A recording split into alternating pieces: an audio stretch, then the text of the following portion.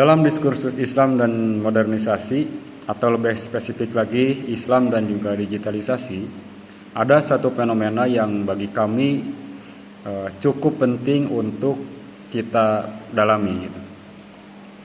Seperti yang kita ketahui bahwa di era yang serba cepat ini, atau era yang kalau orang sebut itu sebagai era disrupsi, ada salah satu hal yang bagi kami tidak luput daripada pengkajian gitu.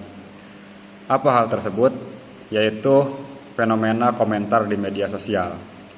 Meskipun seperti apa yang kita ketahui bahwa komentar itu memang masuk dalam hal kebebasan berekspresi.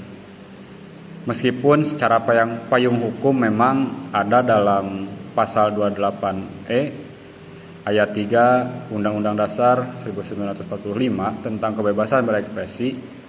Namun dalam Islam, kebebasan berekspresi itu bukan berarti bebas sebebas-bebasnya.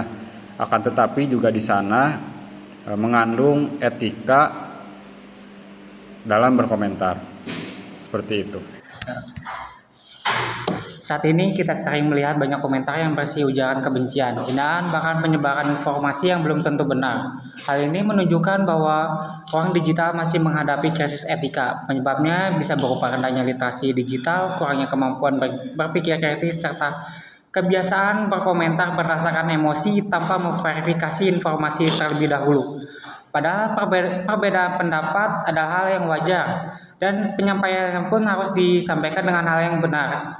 Kritik yang baik harus kritik yang didukung dengan fakta, menggunakan bahasa yang santun, dan bertujuan memberikan solusi, bukan hanya menyerang pribadi seseorang. Dengan begitu, media sosial dapat menjadi tempat berdiskusi secara sehat, bukan menjadi ruang yang penuh konflik.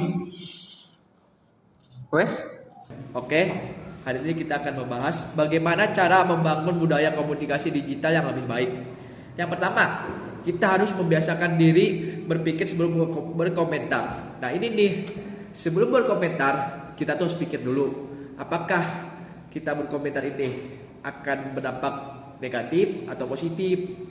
Jadi hati-hati guys, sebelum komentar tuh harus dipikir-pikir ulang lagi biar jadi positif. Yang kedua, selalu memeriksa kebenaran informasi sebelum membagikannya. Nah ini, kalian tuh kalau mau cari berita atau informasi lah, kalian tuh harus cari tahu dulu ini beritanya tuh dari mana, apakah benar kejadiannya seperti ini. Jadi kita tuh gak boleh asal membagikan, harus cari tahu dulu beritanya. Yang terakhir, menghormati perbedaan pendapat dan menggunakan bahasa yang sopan. Nah ini kita tuh harus menghormati perbedaan seperti agama, suku, ras dan sebagainya. Kita harus menghormati, gak boleh menghina ataupun mencela.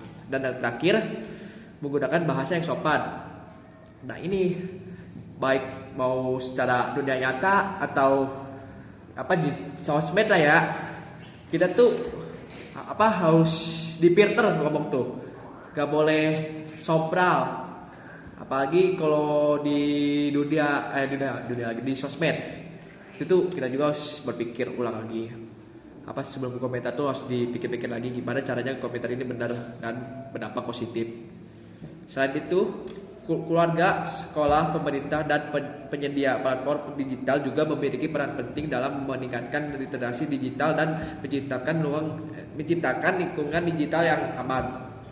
Sebagai penutup, dapat kita simpulkan bahwa kebebasan berpendapat memang merupakan hak setiap orang. Tetapi hak tersebut harus dijalankan dengan tanggung jawab moral dengan etika yang baik. Ruang digital akan menjadi tempat bertukar gagasan yang sehat, merupakan demokrasi dan menciptakan masyarakat yang saling menghormati. Segitu saja dari saya. Mohon maaf kalau banyak kurangnya atau apalah, saya maafkan. Terima kasih atas perhatiannya. Wassalamualaikum warahmatullahi wabarakatuh.